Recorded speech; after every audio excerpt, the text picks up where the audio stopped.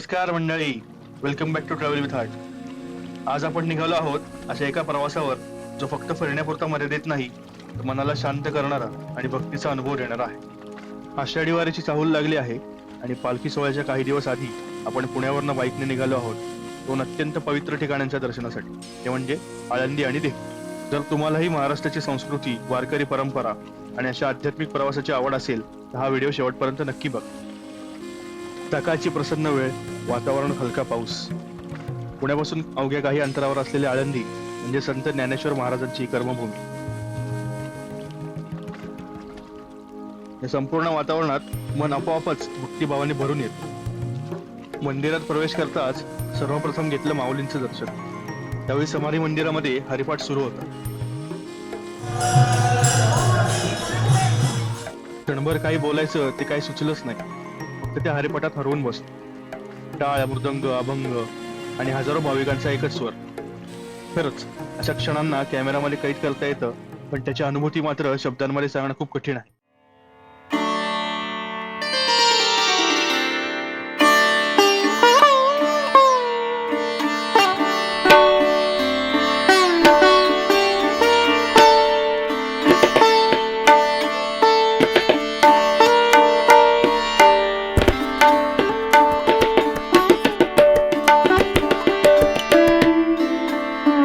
दर्शनानंतर एक अतिशय सुंदर आणि दुर्मिळ प्रसंग पाहायला मिळाला. पालखीच्या रथाला जोडले जाणारे बैल मोठ्या थाटामाटात मंदिरात दर्शनासाठी आले होते. ढोलताशे, फुलांची सजावट आणि भाविकांचा उत्साह. हा प्रसंग पाहताना जाणवलं की इथे प्रत्येक गोष्ट ही केवळ परंपरा नाही, तर श्रद्धेचं प्रतीक आहे. तो क्षण पाहून मन अक्षरशः प्रसन्न झालं.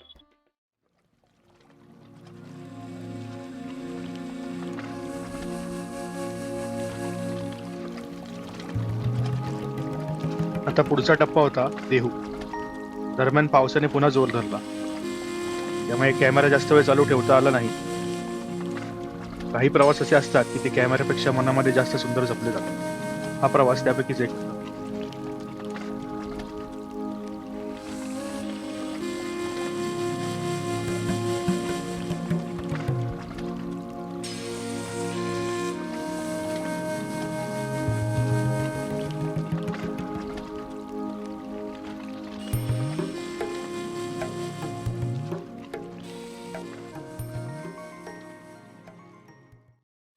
काही वेळाने देहूमध्ये पोहोचलो.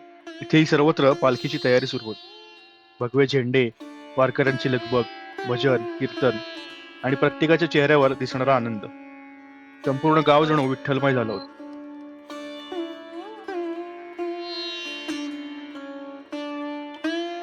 सर्वप्रथम आम्ही संत तुकाराम महाराजांचे दर्शन घेतले. दर्शन घेताना मनामध्ये एकच भावना होती, आणि ती म्हणजे कृतज्ञतेची. जगभरातून लोक इथे येतात, पण प्रत्यक्ष या पवित्र ठिकाणी उभं राहिल्यावर जे समाधान मिळतं ते शब्दात सांगणं अशक्य आहे.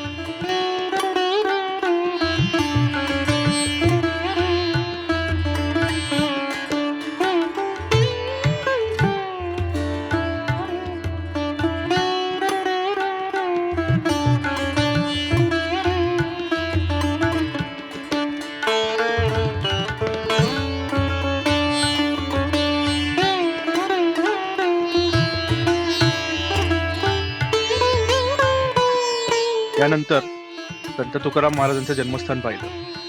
इतिहासात अनेक वेळा वाचलेली जागा आज स्वतःच्या डोळ्यांनी पाहत होतो. तो क्षण खूप खास होता. मनामध्ये एक वेगळाच आनंद होता.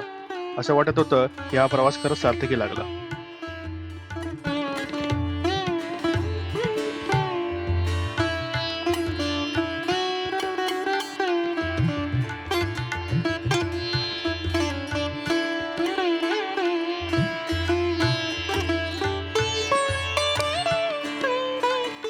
या प्रवासाने एक गोष्ट पुन्हा शिकवली.